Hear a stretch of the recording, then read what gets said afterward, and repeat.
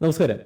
ഒരു വലിയ സ്ഥാപനത്തിന്റെ എക്സിസ്റ്റിംഗ് ആയിട്ടുള്ള ഒരു വലിയ സ്ഥാപനത്തിന്റെ ബ്രാൻഡ് നെയിം നമുക്ക് അതേപോലെ യൂസ് ചെയ്യാനായിട്ട് കഴിയത്തില്ല. അതിലെന്തെങ്കിലും ഒരു അഡീഷൻ കൂടി ആഡ് ചെയ്ത് കഴിഞ്ഞാൽ യൂസ് ചെയ്യാൻ കഴിയത്തില്ല. കാരണം അവർക്ക് ഇന്ത്യയിൽ ട്രേഡ് മാർക്ക് ഉണ്ടാവും. ആ ട്രേഡ് മാർക്ക് നിയമപ്രകാരം നമുക്ക് ഉപയോഗിക്കാൻ കഴിയത്തില്ല. എന്നാൽ ഇന്ത്യയിൽ രജിസ്റ്റർ ചെയ്യാത്ത എന്നാൽ വലിയ ഒരു സ്ഥാപനം, പുറമെയൊക്കെ രജിസ്റ്റർ ചെയ്തിട്ടുള്ള വലിയൊരു സ്ഥാപനത്തിന്റെ ബ്രാൻഡ് നെയിമിൽ ചെറിയ ആൾട്രേഷനൊക്കെ വരുത്തിയിട്ട് നമുക്ക് ഇന്ത്യയിൽ ഉപയോഗിച്ചുകൂടെ? നമുക്ക് ട്രേഡ് മാർക്ക് എടുക്കേണ്ട. ട്രേഡ് മാർക്ക് എടുക്കുന്ന സമയത്താണല്ലോ അതിനെ അപ്ലൈ ചെയ്ത് കഴിഞ്ഞാലാണല്ലോ നിയമപ്രകാരമായിട്ടുള്ള പല പ്രശ്നങ്ങളും വരുന്നത്. സോ ട്രേഡ് മാർക്കിന് അപ്ലൈ ചെയ്യേണ്ട, പകരം ഡൊമെയിൻ എടുക്കാം. ആ പേര് അതിനോടൊപ്പം എന്തെങ്കിലും ഒരു വാലറ്റും കൂടി ആഡ് ചെയ്യുന്നു, ഇന്ത്യ എന്നുകൂടെ ആഡ് ചെയ്തിട്ട് .com അല്ലെങ്കിൽ .in നമുക്ക് എടുക്കാനായിട്ട് കഴിയുമോ? അങ്ങനെ എടുത്തു കഴിഞ്ഞാൽ നമുക്കത് പേര് ഉപയോഗിക്കാനായിട്ട് കഴിയുമോ? കഴിയത്തില്ലേ? ഇത്തരത്തിലൊരു സംശയം പലർക്കും ഉള്ളതാണ്. മൾട്ടിനാഷണൽ കമ്പനിയുടെ ബ്രാൻഡ് നെയിം അതേപോലെ എടുത്തിട്ട് അതിൽ എന്തെങ്കിലുമൊക്കെ ഒരു മാറ്റം വരുത്തിയിട്ട് നമുക്ക് അതിനൊരു ഡൊമൈൻ എടുത്തിട്ട് ബിസിനസ് ചെയ്യാമല്ലോ. സത്യത്തിൽ അത് സാധിക്കുമോ എന്നുള്ളതാണ് ചോദ്യം.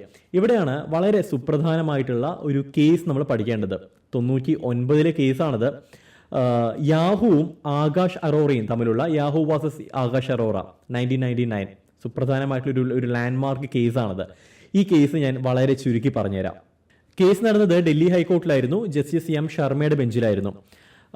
1995 യാഹുവിന്, നമുക്കറിയുന്ന യാഹു സെർച്ച് എഞ്ചിൻ ഉണ്ടല്ലോ, യാഹുവിന് 69 രാജ്യങ്ങളിൽ ട്രേഡ് മാർക്ക് ഉണ്ടായിരുന്നു, എക്സെപ്റ്റ് ഇന്ത്യ. ഇന്ത്യയിലല്ലാതെ 69 രാജ്യങ്ങൾ ഉണ്ടായിരുന്നു, ഇന്ത്യയിൽ ഉണ്ടായിരുന്നില്ല 95. അപ്പം ഇവിടെ ആകാശ് അറോറ എന്ന് പറയുന്ന വ്യക്തി എന്ത് ചെയ്തു? യാഹു ഇന്ത്യ എന്ന് പറയുന്ന പേരിൽ ഒരു സ്ഥാപനം ആരംഭിച്ചു. യാഹു ഇന്ത്യ .com എന്നൊരു ഡൊമൈനും എടുത്തിട്ട് അദ്ദേഹം ബിസിനസ് ചെയ്യാൻ തുടങ്ങി. ട്രേഡ് മാർക്കിന് അപ്ലൈ ചെയ്തില്ല. ട്രേഡ് മാർക്കിന് അപ്ലൈ ചെയ്യാതെ യാഹു ഇന്ത്യ .com എന്ന് പറയുന്ന പേരിൽ യാഹു ചെയ്യുന്ന അതേ പരിപാടികൾ ഇവിടെ ആരംഭിക്കാനായിട്ട് തുടങ്ങി. ഇതാണ് തുടക്കം. ഇത് ഡെഫിനറ്റ്ലി യാഹു ഐഡന്റിഫൈ ചെയ്തു. യാഹു ഐഡന്റിഫൈ ചെയ്ത് കേസ് കൊടുത്തു. 99 ഇതിന്റെ വിധി ഉണ്ടായത്. വിധിയിൽ പറയുന്നത് ഇങ്ങനെയായിരുന്നു: യാഹു എന്ന് പറയുന്നത് ഒരു മൾട്ടിനാഷണൽ ബ്രാൻഡാണ്, മൾട്ടിനാഷണൽ റെപ്യൂട്ടേഷൻ ഉള്ളൊരു ബ്രാൻഡാണ്, എല്ലാവർക്കും അറിയുന്ന ഒരു സ്ഥാപനമാണ്. അപ്പം ഈ സ്ഥാപനത്തിനോടൊപ്പം എന്ത് ആഡ് ചെയ്ത് കഴിഞ്ഞാലും, എന്ത് പേര് ആഡ് ചെയ്ത് കഴിഞ്ഞാലും ആളുകൾ കൺഫ്യൂസ്ഡ് ആവും. ഇന്ത്യയിൽ ട്രേഡ് മാർക്കിന് അപ്ലൈ ചെയ്തിട്ടുണ്ടോ അപ്ലൈ ചെയ്തിട്ടില്ലയോ, ദാറ്റ് ഡസന്റ് മാറ്റർ. ഈ പേരിൽ മറ്റൊരാൾ ബിസിനസ് ആരംഭിച്ചു കഴിഞ്ഞാൽ ആളുകൾ കൺഫ്യൂസ്ഡ് ആകുമോ, അതാണ് ഇവിടെ പരിഗണിക്കുന്നത്. ഡെഫിനറ്റ്ലി യാഹു ഇന്ത്യ .com എന്ന് പറയുന്ന പേരിൽ ഒരു വെബ്സൈറ്റ് തുടങ്ങിക്കഴിഞ്ഞാൽ തീർച്ചയായിട്ടും ആളുകൾ കൺഫ്യൂസ്ഡ് ആവും. കാരണം ഒരേ കാറ്റഗറി ബിസിനസ് ആണ്. അപ്പം ഡെഫിനറ്റ്ലി ഇത് യാഹുവിൻ്റെയാണ്, ഒറിജിനൽ യാഹുവിൻ്റെയാണെന്നുള്ളൊരു കൺഫ്യൂഷൻ ആൾക്കാരുടെ ഇടയിൽ, ഒരു തെറ്റിദ്ധാരണ ആൾക്കാരുടെ ഇടയിൽ ഉണ്ടാവാനായിട്ടുള്ള സാധ്യത വളരെ കൂടുതലാണ്.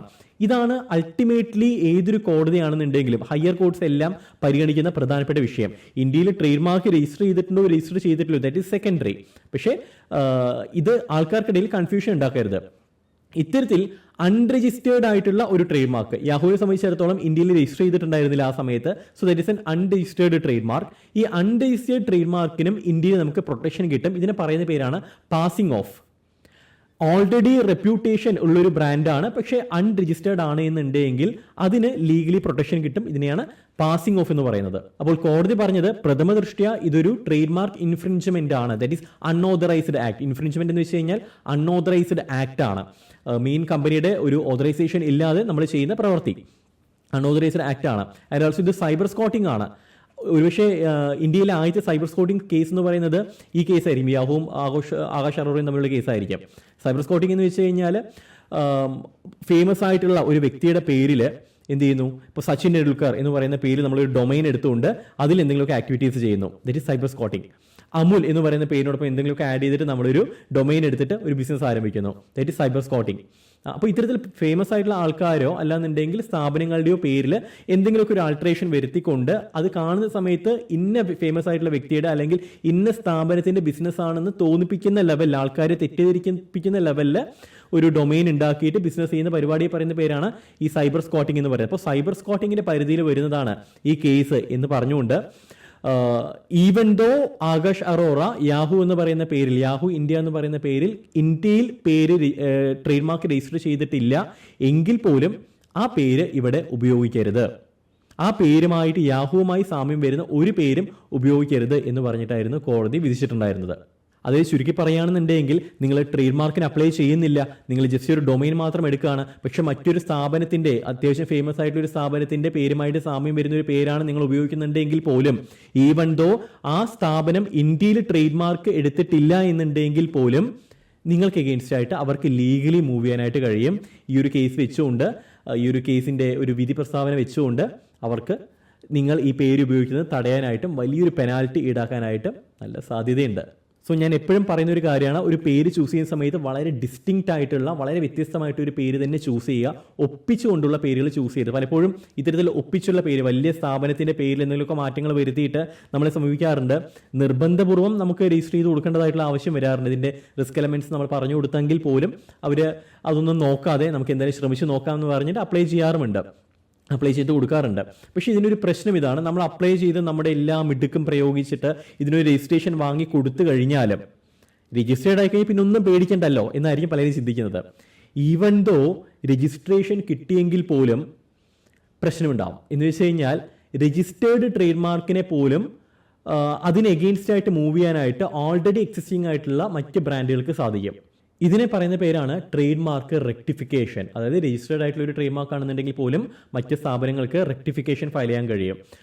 അത്തരത്തിലൊരു കേസാണ് കേരള മാട്രിമോണിക്ക് എനിക്കൊന്ന് ഇപ്പോഴും റെക്ടിഫിക്കേഷനിൽ കിടക്കുകയാണെന്ന് തോന്നുന്നു. കല്യാൺ ഗ്രൂപ്പിൻ്റെ, കല്യാൺ ജുവലേഴ്സിൻ്റെ, അവർക്ക് കല്യാൺ മാട്രിമോണി എന്നൊരു ബിസിനസ് ഉണ്ട്. അപ്പം അതുമായി കണക്ട് ചെയ്തിട്ട് ആ പേരുമായി സാമ്യം വരുന്നു എന്ന് പറഞ്ഞിട്ട് റെക്ടിഫിക്കേഷൻ ഫയൽ ചെയ്ത് കിടക്കുന്നുണ്ട്. രജിസ്റ്റേർഡ് ആയിട്ടുള്ള ട്രേഡ് മാർക്ക് ആയിരുന്നു. രജിസ്റ്റേർഡ് ആണെന്നുണ്ടെങ്കിൽ പോലും റെക്ടിഫിക്കേഷൻ ഫയൽ ചെയ്യാനായിട്ട് കഴിയും. അപ്പോൾ നിങ്ങൾ ഓൾറെഡി ഫേമസ് ആയിട്ടുള്ള ഏതെങ്കിലും ഒരു സ്ഥാപനത്തിൻ്റെ ബ്രാൻഡ് നെയിമിൽ എന്തെങ്കിലുമൊക്കെ മാറ്റങ്ങൾ വരുത്തിയിട്ട് എങ്ങനെയെങ്കിലുമൊക്കെ വാദിച്ചിട്ട് ഫേക്ക് ആയിട്ടുള്ള കുറേ ബില്ലുകളും റെസിപ്റ്റുകളൊക്കെ ഉണ്ടാക്കിയിട്ട് നിങ്ങൾ അതെല്ലാം പ്രൂഫായി വെച്ചുകൊണ്ട് ഒരു ട്രേഡ് മാർക്ക് എടുത്തെങ്കിൽ പോലും, രജിസ്ട്രേഷൻ കിട്ടിയെങ്കിൽ പോലും, ഇൻ കേസ് മറ്റ് ആ വലിയ ഒരു സ്ഥാപനം നിങ്ങൾ ഇങ്ങനെ പേര് യൂസ് ചെയ്യുന്നുണ്ട് എന്നുള്ളത് മനസ്സിലാക്കുകയാണെന്നുണ്ടെങ്കിൽ അവർക്ക് വേണമെന്നുണ്ടെങ്കിൽ ലീഗലി മൂവ് ചെയ്യാനായിട്ട് കഴിയും, റെക്ടിഫിക്കേഷൻ ഫയൽ ചെയ്യാനായിട്ട് കഴിയും. ബർഗർ കിങ്ങിൻ്റെ കേസ് ഇപ്പോൾ നടന്നുകൊണ്ടിരിക്കുകയാണ്. നമ്മുടെ ശരിക്കുള്ള ബർഗർ കിങ് അല്ലാതെ ഗുജറാത്തിലെ മറ്റോ വേറൊരു ലോക്കൽ ബർഗർ കിങ് ഉണ്ട്. 2013 മുതൽ തുടങ്ങിയ കേസാണ്, ഇപ്പോഴും നടക്കുന്നുണ്ട്. അതിൻ്റെ വിധി കഴിഞ്ഞ 6-ാം തീയതി സെപ്റ്റംബർ 6-ന് വരേണ്ടതായിരുന്നു. പക്ഷേ ഇതുവരെയായിട്ടും അത് വന്നിട്ടില്ല തോന്നുന്നു. ഞാൻ അപ്ഡേറ്റ്സ് എടുത്തിട്ടില്ല. അപ്പം ഇത്തരത്തിലുള്ള കേസസ് നടന്നുകൊണ്ടിരിക്കുന്നുണ്ട്. സോ എനിക്ക് നിങ്ങളോട് പറയാൻ ഇത്രയേ ഉള്ളൂ. നിങ്ങളൊരു ബ്രാൻഡ് നെയിം ചൂസ് ചെയ്യുന്ന സമയത്ത് വളരെ ഇമ്പോർട്ടൻ്റ് ആയിട്ട് വെൽ നോൺ കാറ്റഗറിയിലുള്ള ഫേമസ് ആയിട്ടുള്ള ബ്രാൻഡുകളുടെ ഗണത്തിൽ വരുന്ന അല്ലെങ്കിൽ അത്തരം സ്വഭാവം വരുന്ന പേരുകൾ നിങ്ങൾ പരമാവധി ഒഴിവാക്കുക. വളരെ യുണീക്കായിട്ടുള്ള ഡിസ്റ്റിങ്ക്റ്റ് ആയിട്ടുള്ള പേരുകൾ നോക്കുക. അൾട്ടിമേറ്റ്ലി ഇത്രയേ ഉള്ളൂ, പേരിന് വളരെ ഡീറ്റെയിൽഡ് ആയിട്ട് ഇരുന്നിട്ട് മറ്റ് പേരിന് എന്തെങ്കിലുമൊക്കെ സാമ്യം വരുന്നുണ്ടോ എന്നല്ല നോക്കേണ്ടത്. ജനറലായിട്ട്, അതായത് ഏതൊരു കോമൺ വ്യക്തിക്ക് പോലും ഇത് നോക്കിക്കഴിഞ്ഞാൽ അവന് കൺഫ്യൂഷൻ ഉണ്ടാവരുത്. ഓക്കെ, ലീഗലി പറയുന്നൊരു കാര്യം ഇത് തന്നെയാണ്.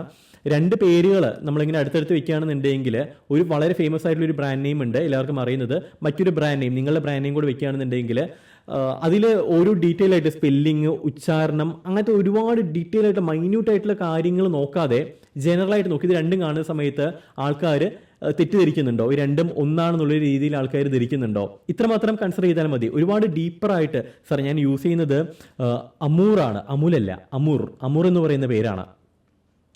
ഇത് എഴുതി കഴിഞ്ഞാൽ സാധാരണക്കാരനെ സംബന്ധിച്ചിടത്തോളം അവൻ ചിലപ്പോൾ അമൂലിനെ ഇത് വായിക്കത്തുള്ളൂ. ആ 6-നെ എല്ലെന്നാക്കിയിട്ടായിരിക്കും അവൻ വായിക്കുന്നത്. അപ്പോൾ സാധാരണക്കാരനെ സംബന്ധിച്ചിടത്തോളം കൺഫ്യൂഷൻ ഉണ്ടാക്കുന്ന ഒരു ടേം ആയിരിക്കും അത്. അപ്പോൾ അത്തരം പേരുകൾ പരമാവധി ഒഴിവാക്കുന്നത് നല്ലതായിരിക്കും. ട്രേഡ് മാർക്കുമായി ബന്ധപ്പെട്ട കൺസൾട്ടേഷനൊക്കെ വേണമെന്നുണ്ടെങ്കിൽ, അതിൻ്റെ രജിസ്ട്രേഷനൊക്കെ വേണമെന്നുണ്ടെങ്കിൽ നമ്മളെ കണക്ട് ചെയ്യാവുന്നതാണ്. കോൺടാക്ട് ഡീറ്റെയിൽസ് എല്ലാം ഈ വീഡിയോയിൽ കാണാനായിട്ട് കഴിയും. മറ്റൊരു വിഷയമായിട്ട് കാണാം. അതൊരു Sijurajan signing off. Good bye.